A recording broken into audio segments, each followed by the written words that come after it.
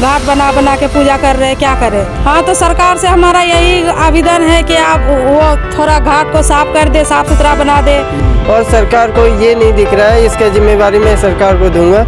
आस्था के महापर्व कहे जाने वाले छठ पूजा के मात्र एक दिन बचे हैं और ऐसे में छठ घाट की साफ सफाई को लेकर राजनीति एक दूसरे पर आरोप और प्रत्यारोप का भी दौर भी जारी है। वहीं आपको बता दें कि यमुना घाट के कालिंदी कुंज में मैं मौजूद हूं और यहां पर मैं आपको तस्वीरों में भी दिखाना चाहूँगा कि हालांकि जब सरकार की तरफ से परमिशन दे दी गई है कि यहाँ पर जो छठ पूजा करने वाले जो व्रती हैं और जो लोग हैं वो यहाँ पर आ सकते हैं, पूजा अर्चना कर सकते हैं। और ऐसे में अब सरकार के इस आदेश के बाद यहाँ पर जो झाग, जो सफ़ेद झाग यमुना में पिछले कई समय से देखे जा रहे थे, उसको हटाने की तैयारियां की जा रही हैं। उसको जो गोताखोर है वो हटा रहे हैं। अब ऐसे में देखिए, जो सफ़ेद जो झाग थे, वो जहरीले झाग जो बताए जा रहे थे, जो केमिकल से बन रहे थे, हालांकि उसको तो हटा दिया जा रहा है, लेकिन बावजूद आप समझिए कि जो पानी इतना जहरीला है कि इसमें खड़ा होना ही बेहद मुश्किल है। देखिए, इस वक्त जब रिपोर्टिंग कर रहा हूँ, इस दौरान भी इतनी दुर्गंध आ रही है कि यहाँ पर खड़ा होना बेहद मुश्किल है। आपको ये भी बता दूँ कि DPCC की रिपोर्ट के मुताबिक ये भी साबित हुआ है कि ये पानी इतना जहरीला है कि अगर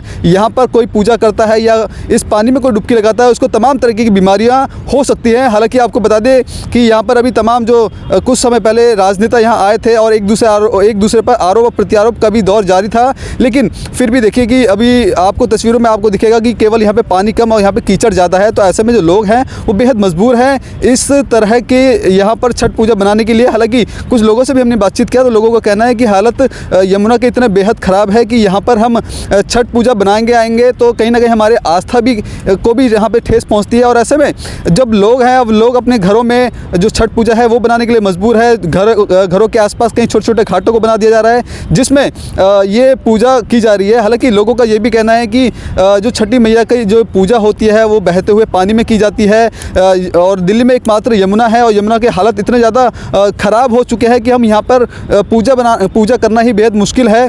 तो ऐसे में लोग अपने घरों में बना रहे हैं। हालांकि जो यहाँ पर जो परमिशन देने के बाद यहाँ पर अब यमुना घाट पे भी तैयारियां शुरू हो चुकी है।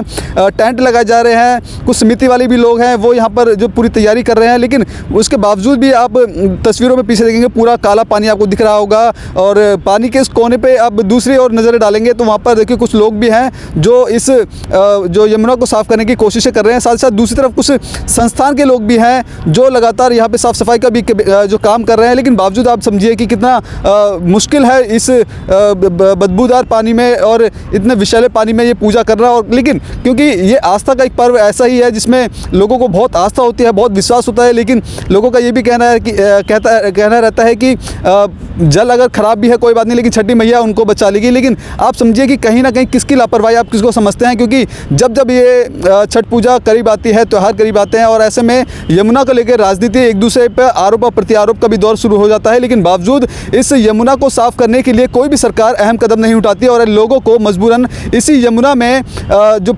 पूजा पाठ करने का और छठ पूजा बनाने के लिए मजबूर हो जाते हैं।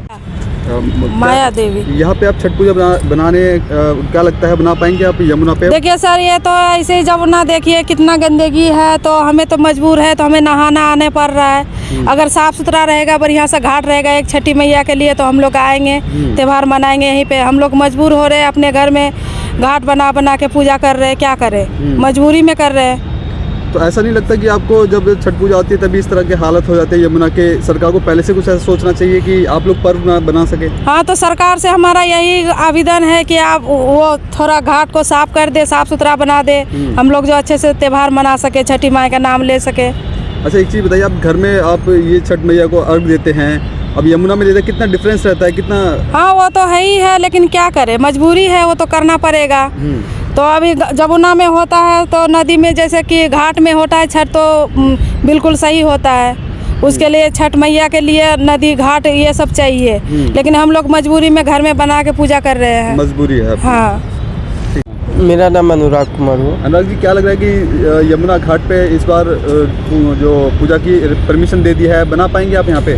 देखिए, कम चांस है मनाने की, क्योंकि यमुना नदी जो रहती है एक बहता हुआ पानी रहती है, उसमें अगर मनाते हैं तो अच्छा रहता है। और सरकार को ये नहीं दिख रहा है, इसका जिम्मेवारी मैं सरकार को दूंगा, क्योंकि हर साल में एक बार आता है छठ पूजा और यमुना नदी नाम रखा हुआ है। देख लीजिए कितना कीचड़ भरा पड़ा है पूरा में, तो इसी चीज़ के लेके हम लोग मजबूरी में यहाँ आते हैं मनाने के लिए, नहीं तो घर में मनाते हैं। और दूसरी बात रही कि गंगा जी में छठ मनाने से बहुत अच्छा रहता है, और घर में मनाने से ज़रा ये रहता है। अच्छा, घरों में आप जब सूर्य को अर्घ दिया जाता है छोटे छोटे घाटों को बना के, किस तरह की समस्याएं आती हैं? क्योंकि बहते हुए जल में आपको पूजा करनी होती है। जी, बहते हुए जल में हम लोग को पूजा करनी रहती है, लेकिन अभी की स्थिति इतनी गंदगी है यहाँ में, हम लोग तो बीमार पड़ जाएंगे इस गंगा जी में पूजा करेंगे तो। इसी मारे हम लोग मजबूरन घर में करना पड़ता है। घर में करना पड़ेगा।